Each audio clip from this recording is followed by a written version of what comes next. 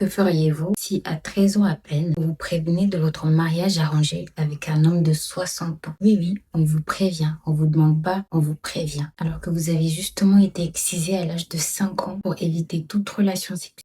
Cette histoire est vraiment arrivée. Et la personne qui l'a vécue s'appelle Waris Diri. Waris Diri est né le 21 octobre 1965 dans la région de Galkacyo en Somalie. Elle a grandi dans une famille nomade avec 11 frères et sœurs. Alors qu'elle était à peine âgée de 5 ans, sa mère, qui a grandi et baigné dans ses cultures et coutumes, prend la décision de faire exciser sa fille pour que sa fille soit plus tard considérée comme une femme respectable et qu'elle puisse trouver un mari. La fillette est alors emmenée chez une femme âgée du village chargée justement de cette pratique. C'est elle qui s'occupait de l'excision des petites filles. Et cette femme-là, chez eux, ils l'appellent une gaïa. Là, je vais entrer dans des détails qui peuvent choquer ou heurter la sensibilité de certaines personnes, mais je me sens un petit peu obligée de le faire pour que vous vous rendez vraiment compte de la violence. Alors si vous n'avez vraiment pas le cœur à entendre tout ça, je vous laisse me rejoindre à ce moment-là la vidéo. Une fois dans la hutte, la fillette a été maintenue par plusieurs femmes, tandis que la vieille femme pratiquait l'excision, bien sûr sans anesthésie, ni même sans que les instruments ne soient stérilisés, ce qui d'ailleurs lui a valu des complications graves, notamment des infections et des douleurs chroniques. Waris Diri subit ce qu'on appelle une infabulation. Pendant qu'elle est maintenue par les femmes du village, la gaïa lui fait une ablation du clitoris